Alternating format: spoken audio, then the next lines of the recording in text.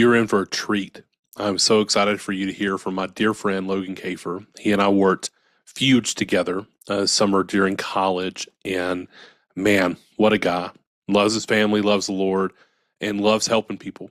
And he provides some excellent advice for men and women, but specifically, we focus the conversation around men and this idea of our mental health and how we can be engaged in our family life as well as in our work life, and how we can grow and mature. Here's my friend Logan. Welcome to the Family Table. I'm Matthew Eford. Join me as I speak with parents, caregivers, and family experts about the joys and challenges of family life. We'll share the stories, advice, and insights that will help you build a loving and resilient family. Pull up a chair and join us at the Family Table. Welcome, everybody, to the Family Table. I'm so excited for you to pull up a seat with my friend Logan Kafer. Logan and I worked Fuge together. It's a high school Christian ministry through Lifeway, and he and I were both small group leaders there.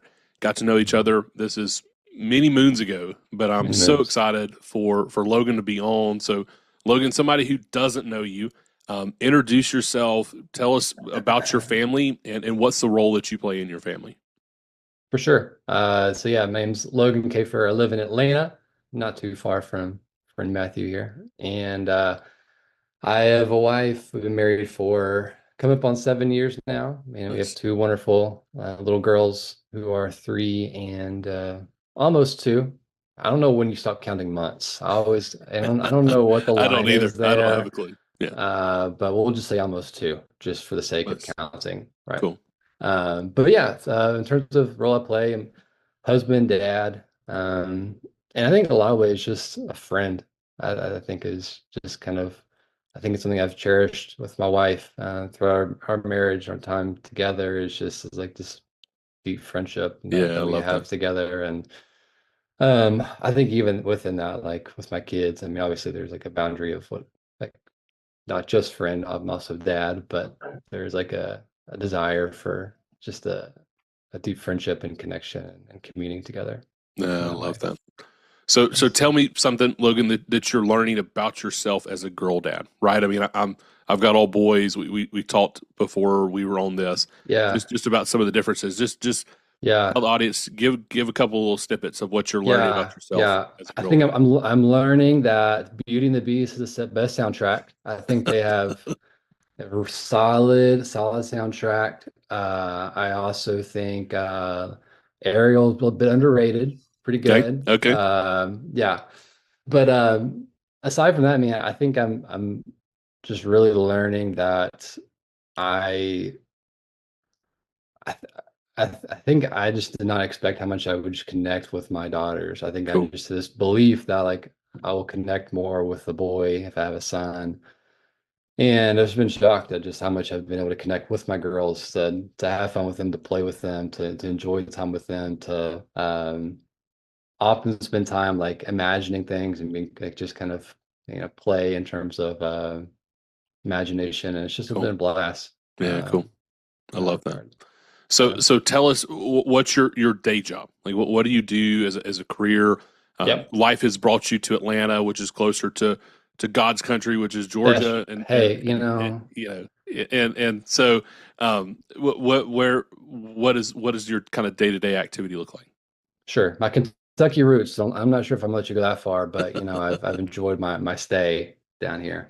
When I'm not talking to Matthew here, I'm a counselor, mental health counselor, and so currently have my own practice where I predominantly work with men Okay. going through a myriad of issues. And so right now it's mostly individual counseling. I do see some couples for marriage counseling. I also technically am also a professor, adjunct professor at a university as well. And so Cool. kind of a little bit part-time, but most of my time, 95% of my focus is on counseling and helping men. Okay. So let's dive into that a little bit, right? I mean, every Yeah, relationship has two, and what I believe a relationship, a man and a woman, half of the 50% of that relationship is a man. And yep, so we've got a lot of our audience that listens to this that are husbands, and they're trying sure. to grow as a husband, they're trying to grow as a leader in their home, and they're trying to grow as a dad. So Yeah. Let's drill in a little bit. What is a typical thing? Obviously, you're not Mhm. giving away any kind of private data, but when, in Yeah. your practice of folks that you're working with and your experience throughout counseling, specifically in the mental health space, but your focus on the males, what are Hmm. things that you see kind of trending? What should we Hmm. be looking? What's kind of out there right now? Hmm. So I would say majority of my clients probably fall in some category of not feeling blank enough, right? Not feeling Okay, successful enough, not okay, feeling good enough, not feeling rich enough, or just kind of fill in the blank in terms of what they're not feeling enough. And another way to think about that, which I often hear, is just the kind of term of I'm just not where I expected to be in my life at this point, right? okay, So a lot of guys who just had this belief that they would be somewhere, wherever that would be. A lot of them sometimes they don't even actually even know what that is, but they're just a belief of like, I expected by the time I was 30, I expected by the time I was 35, that would be further along in life than I am. sure, And because I'm not there, I feel like a failure. And that feeling like a failure very much impacts their marriages, it impacts their relationships, and impacts how they view themselves, which just has a lot of impact on their lives around them, which can lead to whether substance addiction, it can lead to porn use, it can lead to, I mean, a myriad of kind of like behavioral things that come from that, but a lot of it is sure. kind of this internalized just feeling of not enough. So how do you help when you're working with somebody, when Yeah. you're walking them through, they come to you and they say, Logan, man, I'm not where I wanted to be. Yeah, I'm man. in my early 30s and I'm not blank. And Yeah. and what's the next step when somebody's feeling that way? What's kind of the next step that you walk them through? Yeah. Yeah, a lot of it is kind of beginning to identify kind of how they came to this belief that they were supposed to be at blank by the time they were 30. Okay. Right? Kind of where where have you kind of been taught what success is, right? They kind of have this like underlying belief of what success was supposed to look like in their life, and the fact that they're not there makes them feel like have failed. And so some aspect is like, hey, like how did we get here? What's your story? What did growing up look like in some aspect? But even just like where did you learn what it meant to be successful in life, right? And so Cool. kind of part of it is beginning to kind of break down this prior belief of what success looked like and kind of beginning to rebuild a new narrative around what success is. Is it just simply status base? Is it financial base? Or is it something kind of much greater than Yeah, that? I love that. I think that's fantastic. Yeah. That has been something that I've done over my life. Is a few years ago when I started my board of advisors. One of the things that I went through, a mentor kind of encouraged me to walk through this exercise of what does success look like for me. Yeah. The world will call it many different things. Yeah. And to be able to define that is such a helpful thing. So Hmm. someone's listening to this and they may not be quite willing to admit that Sure. yet. But Yeah. but what are some things that they could be looking out for in terms of you see this before a crash, you see this Yeah. before a burnout? I mean, I know Yeah. there's a broad statement, but give Yeah. us some kind of insight and some advice there. Yeah. Yeah, for sure. I mean, I think there's a pretty clear one being this inability to celebrate is Okay. often something that I see, right? Is guys will say, "Hey, I will feel good about myself or I will feel successful, or I'll feel like I've done something if I get into, let's just say, like this master's program." And then they get into it, and they're like, "Oh, of course I was supposed to get into it. Like if I like, Yeah. I'm smart. Like I'm supposed to get into this thing." And they're like, "All right, I will only celebrate. I'll celebrate if I make partner at this consulting firm." And then they make partner, like, "Well, that's what I was supposed to do. I've been working towards that. That was the expectation." And so there's never an actual point of celebration. There's never an actual point of success. It's always kicking the can down the road to the next milestone, to the Yeah. next thing, which then leads to guys feeling burnt out, exhausted, not enough, and just kind of chasing this ghost, right? This ghost that's can never be caught, and just simply kind of takes the life out of a lot of guys. Mhm. So, So you hear a loved one's listening to this and they say, "Hey, I kind of feel like my husband, my dad, my son is mhm. falling into this trap." What advice would you have for them to lovingly come alongside that person and support them? Yeah, I would.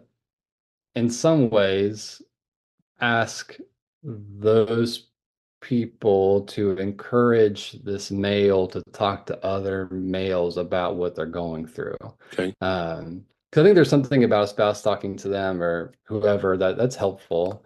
I think there's something else about other guys talking to each other who are in similar stages of life to actually begin to say, like, oh, like you struggle with that too. But when you say it, I don't like I when you say it, I'm wondering why you don't celebrate because that seems worth celebrating to me. But when I say it, I don't believe I should celebrate it. And I kind of begin to like see a different perspective in talking to Yeah. another guy and kind of begin to be encouraged around like, oh, like this isn't just me. And actually maybe I am misseeing some of this because when my brother says it, I don't I think they should be celebrating. And so um, the more we can encourage men, I think, to be in community, the more we can encourage them to be vulnerable and share about like, hey, yeah, I don't feel like I'm enough and I struggle because even if when I succeed, I just don't feel like I'm there. I think men are able to speak to that a lot more than sometimes spouses are because men often kind of can connect and kind of get what that feels like. Yeah. I love that. Uh, And it's so easy as a man to be isolated, right?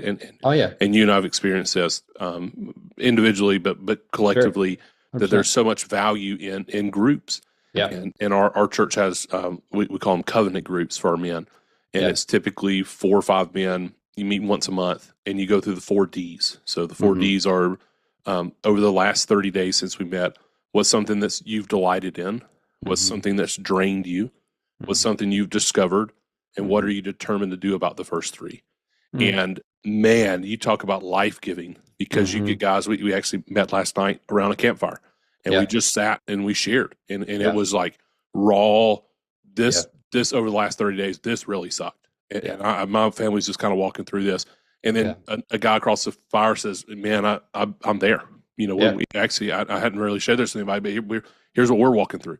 yeah, And just that shared, the shared suffering, the shared camaraderie, just hmm knowing that you're not in this life alone. yeah, for sure. I mean, it can definitely 100% alter what you believe success to be once you actually begin to talk to other dudes and can begin to connect and say, oh, like there is a much. I'm actually realizing I feel much more alive when I connect with the other guys and I feel more known than I do if when I succeed at X, Y, or Z. Right? There's more of a depth to actually feeling joy and feeling alive when I'm actually being understood and known and connected than Yeah, just accomplishing a task, right? And there yeah, kind of begins a reorientation, like, oh man, like no, this is where it's at, right? This is yeah, where there's a lot of richness at. yeah. Cool. Uh, Yeah, I and love that. so, So talk to us about it as a dad. yeah, man, But me as a dad, just selfishly kind of wanting to ask. sure, There are days, you know, obviously every dad listening to this, every parent listening to this knows there are days it's just so hard to engage, right? It's yeah, so much easier just to disengage 100%, and trying not to stack up more of those days than not, yeah, right? yeah, So what advice would you have specifically to dads, but to moms as well, that yeah, you feel like you're kind of in a little bit of a rut of just I cannot engage. How do I get out of the funk of engaging with my hmm family, engaging my home life? I'm maybe crushing it at work, but at hmm home life, I'm really struggling with engaging. What advice would hmm you have? yeah. So, I'll kind of tell like a funny story that backfired on me first, then I can kind of Okay, expand on it. But so in September last year, I made this decision to leave the iPhone life behind and get a dumb phone. okay, So I got a flip phone. yeah, wow, With the thought that like really everything I can do on my flip phone, I can do on my computer. So really all I needed is my computer. I don't necessarily need a computer with me at Kroger. The only time I technically did sometimes was when I was driving and needed directions. But it was funny, man. Even in driving, I would kind of begin to I used to not know my way around Atlanta much, but then I just began to learn because I was more observant. I wasn't just sure, relying on this GPS. yeah, sure. There were a few times, 100%, I had to call my wife and say, hey, can you look on your phone and you can you tell me Oh, where love I that so am?" much.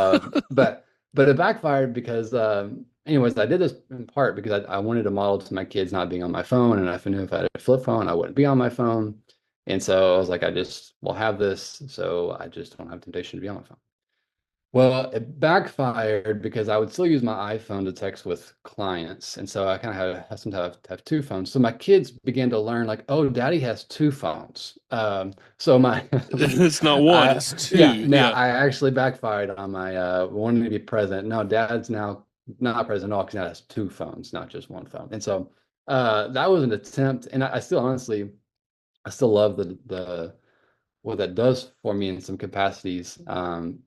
That's aside as a joke kind of backfired, but I think in some sense, like how do we engage back at home? I think sometimes, obviously, even nowadays where things are virtual and you're working from home and you walk out of a room and then there's your family, or but even similar times if you're driving home from work, depending upon what you're thinking about, I think there needs to be some aspect of how do we buffer Okay. kind of life, right, to some degree of how do we honestly, sometimes like not just metaphorically, but actually washing my hands before I leave the office to Oh, nice. kind of Yeah. like Yeah. Yeah. this kind of like practice of just kind of washing off everything I've had here and leaving it behind before I go home. And so something representing the kind of this transitional kind of period. And so I think too, within that, I mean, I think when you think about work, sometimes it's easy to like think about problem solving work stuff constantly. And so obviously you're at home, you're with your family, but you're physically there, but you're mentally still like solving issues or problems or whatever it may be. And I think to some degree, this kind of like backs into like some marriage stuff as well. And so I'll kind of go ahead and say Yeah, it and you sure, can kind of please. take it wherever. But I think there's like a lot of guys I'll talk to who struggle with like even intimacy with their wife in terms of just like continued attraction or even like man like I'm surprised my sex drive's not as high as expected to be or whatever it may be.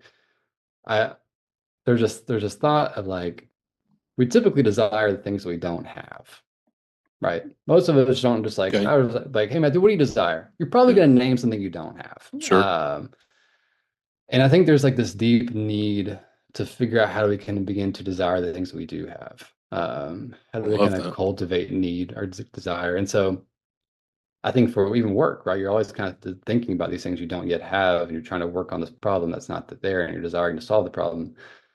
And so guys oftentimes they experience while dating, like, man, I couldn't keep my hands off my wife. I was just trying my girlfriend, like, everything we could Sure. do to like, let's just keep this like holy sacred thing and keep it separate. And it was so hard. But we got married, and it's like, man, I don't know where my sex drive went. And I think part of it is like we desire these things that we've yet to have, but once we have it, we struggle to actually foster desire, right? And Okay. so I think there's a sense of how do you foster desire for your wife, in the sense of like actually reminding yourself continually of just that desire for her, but even for your kids, right? So even like as you're kind of transitioning home, hey, how do I actually desire to figure out how do I cultivate play with them tonight? How do I cultivate just fun Sure. conversation, fun engagement?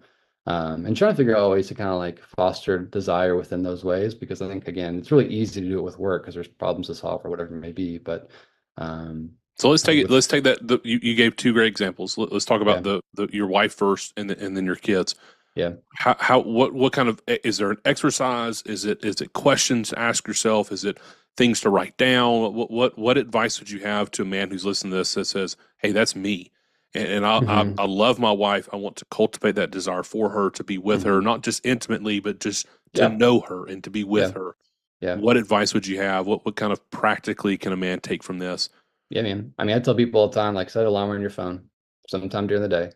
And whenever the alarm goes off, you just pause and you just fantasize about your wife. And when I say Cool. fantasize, I don't even necessarily mean sexually. I just mean even like who she is, her character, how she makes you laugh, how she smiles, things you were drawn to her about, things even like historically in your relationship that kind of like pulled you towards her. Like, how do we just like be intentional and actually reflecting on the things that we deeply des have desired about our life, and we still want to continue to desire, but oftentimes we don't create that space to practically do it. I And love that.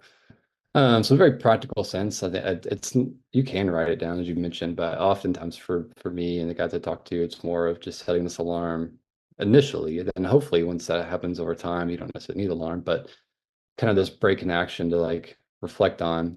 I think the main follow-up in some ways, if you were writing anything down, honestly, typically the text. I often encourage them to even text their wives, just to, like have a touch point of hey, I'm thinking about you, hey, I care about you. I mean, you can uh know if this is okay for the pod here, but even like some kind of just like flirty, cutesy kind of Yeah, text sure. Yeah, that's a that's totally little fine. steamy sometimes, There we go. just and so but yeah, that's what I would say. I love that. And I think that's an excellent thing. We've said this a lot on this podcast, but focus dictates direction. What we Hmm. choose to focus our mind on determines the Yeah, direction that we're going. And I 100%. love that idea of just consistently thinking about your spouse. Hmm. And it can be in a sexual way, it can be in a Yeah, fun way, it can be yeah, whatever, but just yeah, thinking on the good. yeah. And it's the old marketing adage, right? If you're asking for if you're asking for referrals to somebody who owns a truck, right? Hmm. Okay, well, let me take it a step back. If you're asking for referrals to somebody who drives a vehicle, you don't really Yeah, think of a lot of people who say, yeah. well, if they drive a truck, well, you may think of a couple Mm. people. Oh But if I yeah. say if they drive a yellow truck, you're like, Mm. oh, I know a guy. I know Hmm. he you know, Bob Yeah, drives a yeah, yellow yeah, truck. yeah. I know him. So the more specific we can be, so this idea of kind of specifically thinking about our Yeah. spouse, I love that. Okay, so let's take it into the kids. Um, Hmm. Obviously, we're not texting flirty things to our kids, but it's Sure. as our kids get older, Yeah, sending them yeah, fun texts. But what advice would you have to a dad specifically, but also to parents that are trying to reengage with their kids? Like how do we get back into that? Is it setting a timer yeah. to just Hmm. think about the fond things of our kids, or is there additional things that you would advise? Hmm. Yeah, I typically when it comes to this is more of a like oftentimes like my kids are young, so I mean I'll speak to that first, but there's a sense of like they will play by themselves. And it's easy to kind of like passively kind of watch them play or whatever it may be. And I think there's an element of like the intentionality in this piece being, can I like create something fun for my kids to do with like tonight, right? And can Yeah, I give a little more energy and more thought, right? It's easy if it snows, right? It snowed here for the first time, however long, a couple weeks ago. Like yeah, it's easy to kind of go out and have fun memories in terms of like building snowmen and in that sense. But like on a day-to-day basis, it's easy for things to kind of be pretty routine, which is I think is okay in a lot of capacities. But I think there is like this intentionality with trying to figure out how do I show up for my kids emotionally and how do I show up for them mentally, and not just by like simply being present, but actually being engaged. I think part of being engaged in this case is like, how can I be creative of some sort? And I don't yeah, mean like creating some like really creative in terms of like creating like a craft, but just creative in terms of I know what talent toys they have, I know what they have. Like, how can I like make something fun out of yeah. this tonight? And and if it doesn't have to be fun, like it could be a flop, but it's still like an effort, right? It's still a step forward. I love that. Yeah, I think it's an excellent idea. We got advice from some friends of ours. They have, I think, 6 kids now. I mean, they Yeah, keep adopting, and they're an yeah, amazing couple. yeah. And they do what they call parent special time. So we Mm, call it special time hmm. with the boys. Hmm. And once a week, we will alternate between our older boys. Yeah. We're grafting them in when they turn 3. It's just Okay. Yeah. arbitrary time that we picked, but when they turn 3, Yeah. and once a week we alternate between the boys, and they get 30 extra minutes at night after all the other boys are asleep, and they Yeah. just get to do whatever they want to, and Mm, it's Hannah and I, no phones, no technology, yeah. completely engaged. Yeah. So we can play a board game, we can draw, we can read, we can wrestle, we can whatever you want to do, and it Yeah. has been so sweet for our boys to Mm. look forward to it Yeah, and man. to be engaged in it. It was a great idea some friends of ours had, so it's not unique to us. I just want to Yeah. share it on here. I don't That's think I have awesome. shared that yet, but it's that idea of I just want to show up. I Yeah. just want to show up for 100%. you. I just want to be here with you, and it doesn't have to be some big elaborate thing all the time. So I love that 100%. advice.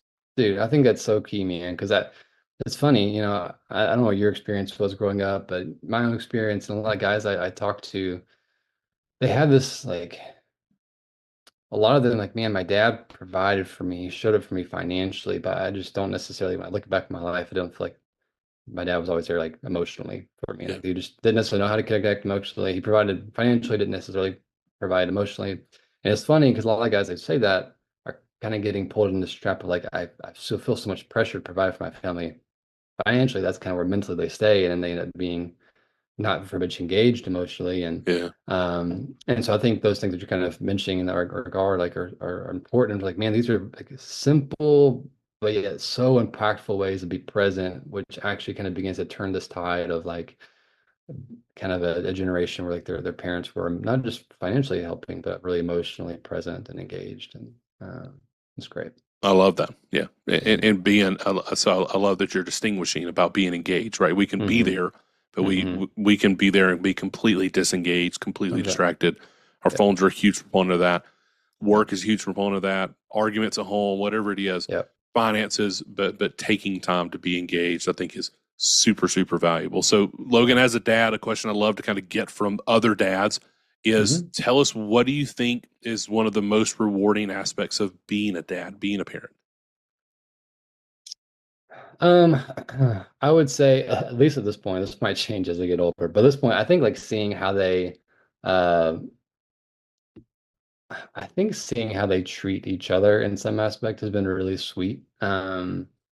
Like seeing like, man, like, I don't know.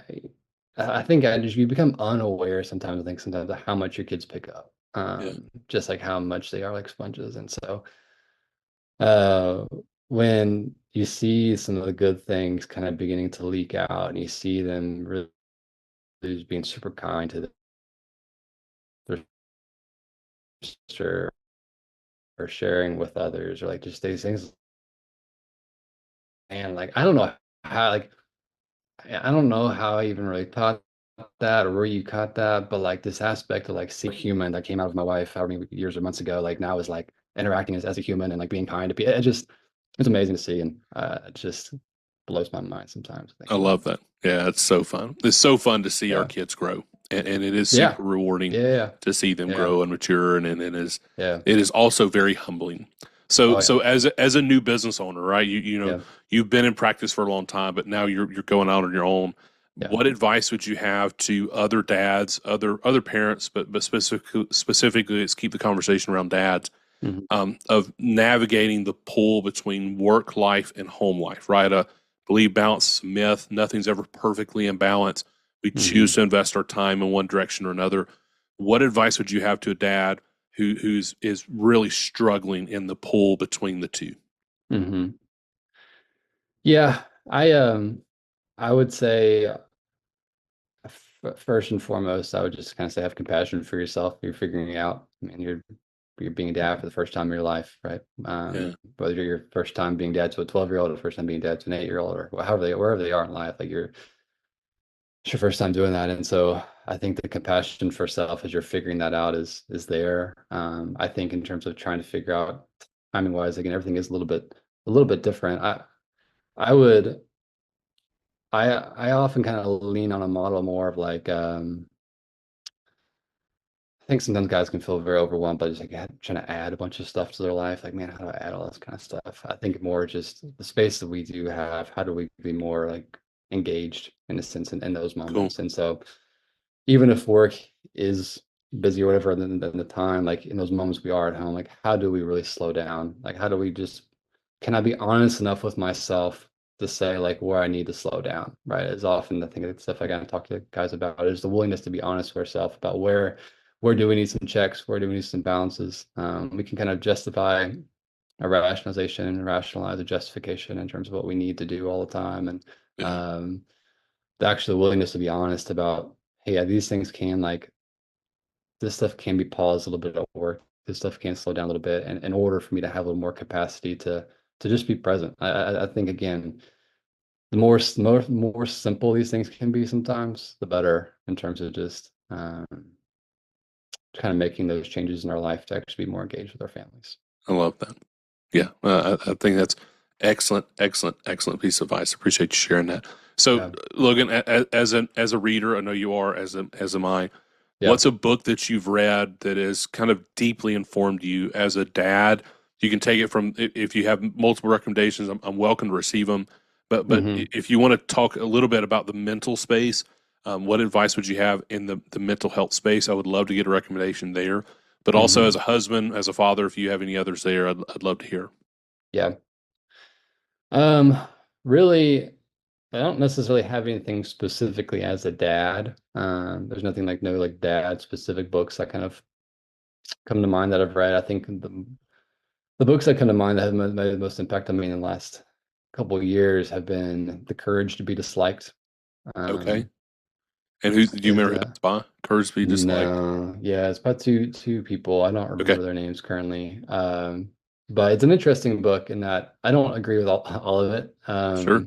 But there's a big premise of like understanding um what's our responsibility, what's other people's responsibility, in this aspect of our own emotions, other people's emotions, and the willingness to like, yeah, the willingness to be disliked, right? For so many of us, be this people-pleasing desire. And so the goal of the book's not to be a jerk, but the goal of the book is like, how do I separate myself a little bit from I love just that. doing these things Yeah. to please others? And so I would say that one. I mean, a book that was like, I think more deeply formative for me in terms of my own identity, but more like in the spiritual Christian realm of more of being spiritual slavery to spiritual sonship.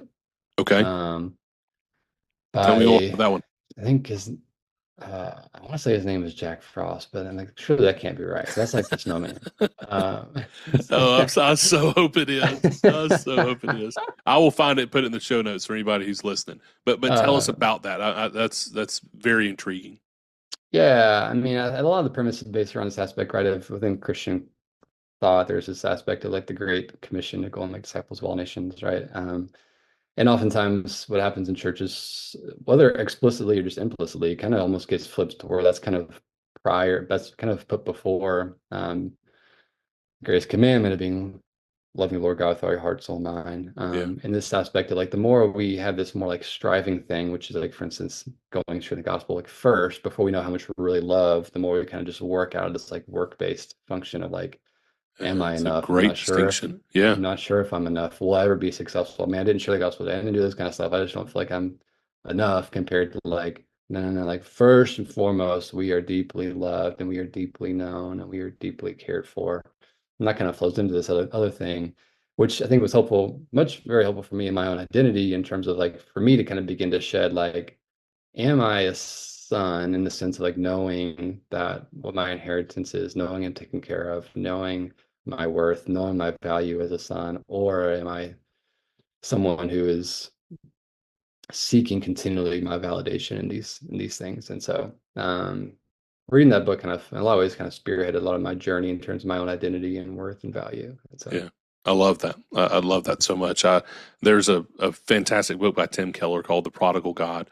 And he mm, talks about the prodigal son story. If anybody's familiar with it, if you're not, it's mhm, Luke 15, I believe. And it's a great example of the way the Lord, our heavenly Father, loves us and how mhm, his love moved him to action to both of mhm, his sons, the one who mhm, left and the one who stayed, who both needed mhm, his love, who both mhm, were in sin in their own ways. mhm, But one thing that I love about when he re-engages with the prodigal son, the younger son, the one who left, mhm, is he goes and he embraces him and he kisses him, which would have been mhm. completely abnormal because he's Sure. colored in filth, like right. I mean, he's Yeah. disgusting. Yeah. He engages with him, but he clothes him with a robe. We're clothed in righteousness. He puts a ring on him. We're sealed with a promise of the Holy Spirit, and he gives him shoes. And I Mm, love the fact that he gives him shoes because mm, only sons have shoes. mm, Slaves don't have shoes. mm, And it's mhm. this beautiful Wow. reminder Yeah. of the relationship that we're called into with our Yeah, Heavenly man. Father through the That's work of good. Jesus Christ, that we haven't earned this. Yeah. We didn't earn sonship, but No. we've been given that. Yeah. And it Yeah. is at a beautiful place for us to try to sit. And as a man specifically, but as an American, Yeah. our culture is so driven by what have you earned today? What have you 100%. earned this week? What have you earned this 100%. year? What have Yeah. you Yeah. earned? Yeah. And in the kingdom, it is like, Yeah. no, Yeah. you have because of what he did, Yeah. not what you have done. 100%. And I love that 100%. distinction That's so good. much. That's So good. we're definitely find those books. I appreciate you sharing that. So Yeah. talk to us about your girls outside of passing along your faith Yep. from you to them. Obviously, Mm-hmm. that's a big goal of you and I both. Um, Mm-hmm. what is something that piece of wisdom, maybe a tradition that you're hoping to pass along to that kind of next generation? Yeah, I would say in terms of wisdom, the thing that comes to mind that I would hope to kind of share and help my girls learn and develop in terms of their relationships with others is kind of this phrase that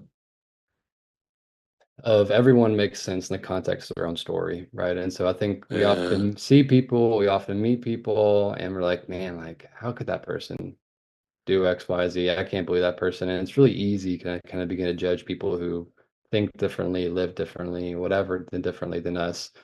Um, but I think there's this deep need and understanding, like, man, that person makes sense in the context of their story. Like yeah, if you knew this the story and in terms of like kind of where life has had them, like a lot of ways they're what they're doing, what they're saying, how they're behaving makes sense. yeah, And I think the more we can grasp that and hold to that, and my hope for my daughters hold that, I think the more compassion they can have for others, the more they can hold space for people to be different from them, and that's okay. And it's not necessarily this thing that they have to be mean towards or anything, but like understand, like, hey, like, and there's like they make sense in our context, their story, yeah. and not lie. How do I interact with them? And I so, love that. um, I think that's an amazing distinction. We actually were sharing with a couple the other night that this mentoring Hannah and I, and we've walked through the passing of our second son Noah, and we're mhm, walking through some stuff with our boys now. mhm. That's just hard. Yeah, It's just hard. yeah, And they were sharing about this idea of your experience in your context, like your hmm, life, the view hmm, of the world makes sense to you, right? yeah, But when I look at my life and I look at maybe someone else's life and they're hmm, going through something that to me would look super minor, yeah, but to them it's a yeah, major deal. 100%. And to try to extend grace to other people to say, you know what, in Yeah, this circumstance for you, yeah, that may be the hardest thing you've ever been through. yep, For yeah, someone else is a walk in the park, but for sure, you it's a big deal. yep, And to try to see other people with that perspective. And I love that yeah, you brought that distinction out. I think it's yeah, so needed yeah, because it's so easy for us to say my rose colored glasses, my hmm, glasses, the way I see life is the hmm, way everyone should see life. And it's hmm, just not true. yeah, yeah, I think it's yeah, important to pull out that distinction. So I appreciate you sharing that. All right, yeah, no, for sure. Mhm. last question. Something I love to kind of end on. Give us, if you could talk to younger Logan, Oh if boy. you could talk to Logan just soon after Feuds, I mean, it's more than a decade ago. So, Yeah. but talk to him about 10 years ago. What's some Oh, advice that you would give to younger Logan? yeah. Uh, I would say, man, several things come to mind. First and foremost, I would say, because the time period you're talking about, I was post-Fuge. I went overseas for a year. Technically, I went overseas for 2 years and then came back. But Okay, um, I would tell Logan that while your life may look different than it has overseas, the Lord is still at work in some amazing ways. Here in the US and Georgia and myself, I think I really wrestled with me for many years for coming back of just like what the stuff I saw and experienced and the stuff here. And like just got caught in just like this comparison kind of trap for okay, years. And I think I would have just hoped to kind of cut that off a little bit from the get-go of like, hey man, like things look different. It's different country, different setup, different whatever, but like the Lord is still at work and it yeah, looks different and that's good and that's okay. And yeah, that's not a bad thing. I think it's just, and so I would say that for sure. I think I would say too, the thing that kind of comes to mind, not necessarily around I mean, it kind of comes back to my own value, I think would be more this aspect of of really informing myself more and more like, man, like you are going to want to strive to perform. Like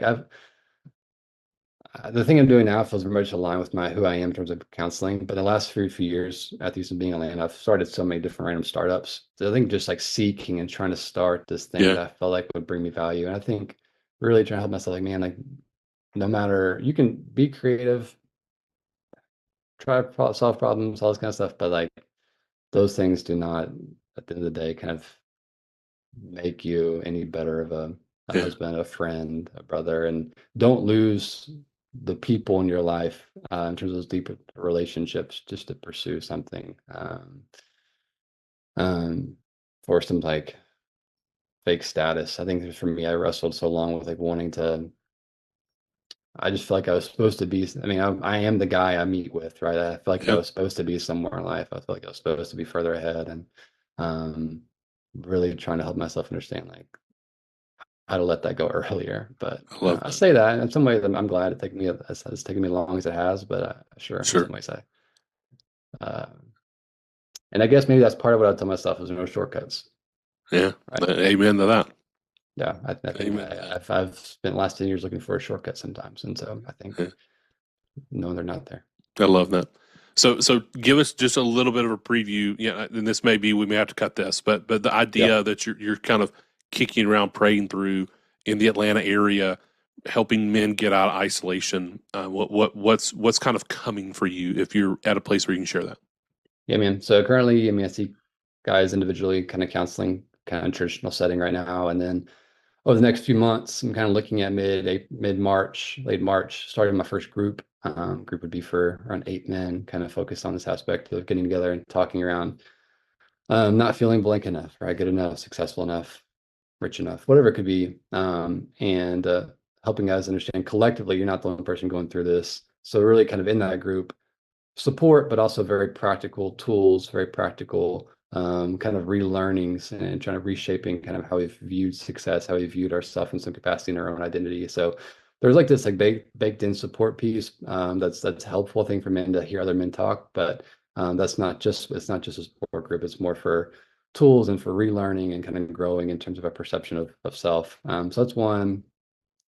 Hopefully, kind of into 2025, beginning 2026, we'll kind of begin to start retreats as Nice, well for men. And then also stepping into your world a bit in the next few weeks, I'll be starting a YouTube channel nice. for men that's kind of focused on kind of trying to help model for men what having deeper conversations does kind of look like based upon things I see in the counseling office, based upon just what I've experienced as a man, to try to bring some clarity to a lot of just the confusion I see I love that. and hear about in So that what counseling is that office. YouTube channel? This that YouTube channel should be live by the time this comes out. So what is the YouTube channel? Do you have it named yet? Yeah, it's called Bedrock and Branch. It's I my love that. practice name, Yeah, your Bedrock and practice name, Branch. fantastic. Yeah, Yeah, yeah, I love yeah, that. And then yeah, somebody Logan, somebody hears this and they say, "Hey, I want one-on-one counseling. yeah, I want some coaching. I want yeah, to. I'm interested in that group that's just recently launched in the yeah, March timeframe, or I'm interested in upcoming retreats. How do they get yeah. in touch with you? I don't expect you to give out your cell phone number. Please don't do that. Sure. But how Yeah, do they yeah, get connected to you? yeah. Yeah, you can either email me, Logan at Bedrock and Branch, or go to bedrockandbranch.com Love that. and find all the information there. Yeah, that'd be the easiest ways. Fantastic. Well, Logan, brother, I love you. It's Yeah, so man, good to see you. I will look dude. forward to coming down to your neck Come of the on woods here down. soon. Glad your blood's bleeding a little redder now. They're not quite as blue. You Uh, know, your Bulldogs beat my Cats in basketball and football this year, so yeah, I need licking my wounds over here. yeah. Well, brother, thank you for So, sharing. Everybody, thank you for pulling up a seat at the yeah. family table. We'll see you soon. Thank you for pulling up a chair at the family table. We hope today's conversation has strengthened the bonds that hold us together. Don't forget to follow the show to keep these heartwarming stories coming your way. If you found value in today's episode, please subscribe and share it with friends and family. And if there's someone whose family story you think would be a perfect fit for the show, drop their name in the comments. We would love to hear from you and bring more families to the table. Until next time, cherish those moments with your loved ones.